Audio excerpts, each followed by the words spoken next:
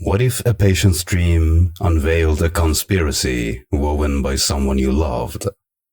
This is Dream of a Manikin by Thomas Ligotti, a 1982 spiral into cosmic dread, narrated from the haunted depths of my crypt. I'm a psychoanalyst, my office a sanctuary of leather chairs and muted light, until last Wednesday when Amy Lodger walked in, her name echoing a doll you once treasured, my dear colleague, my love. She perched side saddle, tense yet composed, her plaid skirt and crisp blouse mirroring your style, a detail that pricked my unease. Amy said you sent her, but I didn't yet grasp the depth of your game. Our first session began with a small talk, her voice soft but strained, as if guarding a secret. She revealed her motivating factor, a recurring dream that had tormented her for a month, vivid and relentless. I taped her words, unaware they'd unravel my sanity. Amy, a loan processor by day, dreamed she was a mannequin dresser in a clothing shop, her existence consumed by those lifeless forms. The dream's eerie logic, its metaphysical weight, steered your theories in my mind, your talk of other worlds, splintered selves, and cosmic static. Amy's dream opened in that shop, a sterile stage when mannequins stood in silent ranks, their putty faces etched with anticipating eyes that seemed to peer through her. The air was thick with an amorphous dread, sourceless yet suffocating, as if the walls themselves exhaled malice. Their artificial flesh, neither warm nor cold, a neutral void, repelled her touch, sending shivers up her arms. "Time to stop dancing and get dressed, sleeping beauties," she intoned, her words bitter, ritualistic, spilling from her lips like a curse she couldn't escape. A shipment of new clothes loomed, an overwhelming burden, but before she could drape a single garment, the dream shifted. Her workday dissolved, and she found herself in her small apartment, collapsing into bed. There, she dreamed again, a dream within her dream, a recursive trap that tightened around her soul, its edges fraying into something vast and unknowable. In this nested dream, Amy stood in a bedroom unlike her own, a cavernous hall with the grandeur of a decayed theater. Jeweled lamps cast dim, prismatic glows across an intricately patterned carpet, their light swallowed by shadows that clung to antique furniture. Velvet chairs, carved bureaus, a world of pure ideas rather than matter. One wall was gone, replaced by a yawning void of star-clustered blackness, its icy breath curling into the room, a rare chill in dreams. She sat on a stiff divan, breathless, heartless, the silence absolute, electrified by current of an unseen demonic force. Dread surged, sharper now, as she sensed something lurking beyond her sight. She scanned the blurred room, finding only shadows, but relief fled when she realized she hadn't looked behind her, and couldn't. Her body locked, as if the dream forbade it. Something was there, a horrible truth she almost named, but couldn't. Her mind stuttering in oneric aphasia. The dream's terror crested.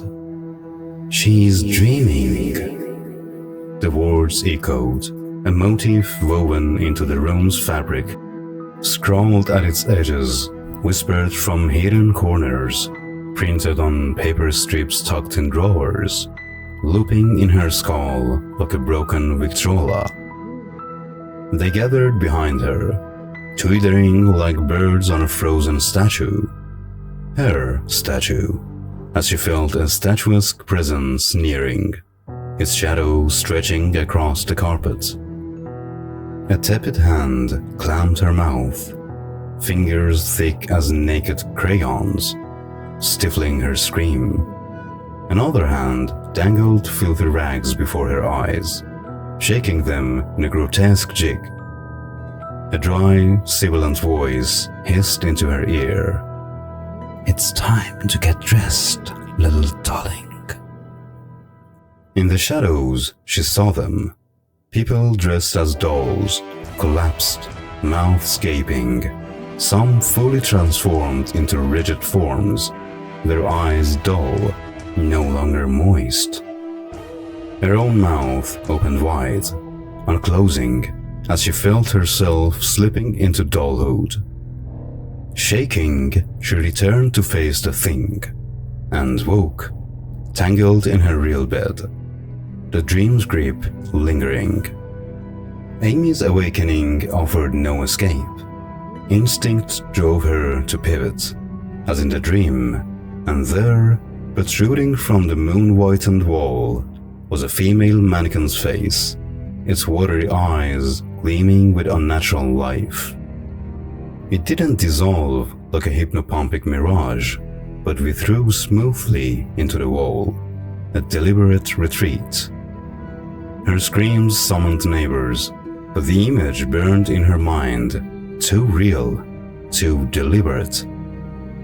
As she recounted this, your shadow loomed, your zones of interference, your divine masochism, where a bigger self torments its splinters. Had you crafted this to mock my skepticism? I hypnotized Amy at her frantic urging, and she retold her dream, her voice slipping into chilling rants about this dream of flesh, echoes of your own metaphysical trances. Under hypnosis, she named you as the shop's unseen proprietor, a spectral puppet master, confirming my fears of your influence. I held my tongue, suspecting Amy was your pawn, willing or not, perhaps molded by your hypnotic skill or dream telepathy. Her billing address, a half-hour's drive into a posh suburb, screamed deception. When she missed her next appointment, I called her number wrong, as expected, the voice denying any Amy Lodger. Paranoia tightened its grip. Your doing, love.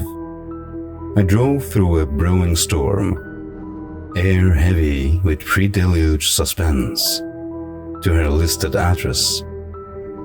Mademoiselle Fashions, your boutique, its neon sign mocking me. Rain fell as I stared at a mannequin in Amy's plaid outfit, its eyes seeming to glisten, a watery gleam that chilled me. From a phone booth, I mimicked your voice, confirming your account there, cementing your link. Back in my car, soaked, I glimpsed movement in the rearview mirror. Nothing, but I had to check, my heart racing. You'd plunged me into a treacherous universe where reality wavered like a dream. Your game has broken me. Nightly, I dream of my bedroom, streetlight and starlight bleaching it bone white, an unnatural glow seeping through the house. I shuffle to the hallway, and there, doll people sprawled across the floor, stairs, their shining eyes tracking me. Some are half-human, mouths gaping, others fully dolls, rigid and lifeless. One slouched against the wall, turns its stiff neck, its voice a grotesque mockery.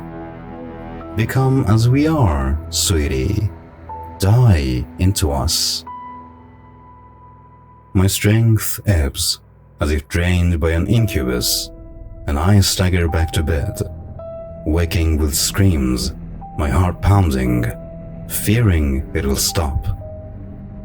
Your theories, solipsistic dream deities, cosmic games, have infected my unconscious, spawning abject terror. I reject them, but they've taken root. Amy was your emissary, her dream a mirror of your vision. A world where we are all dolls, dreaming unreal selves. I beg you, love, end this spell.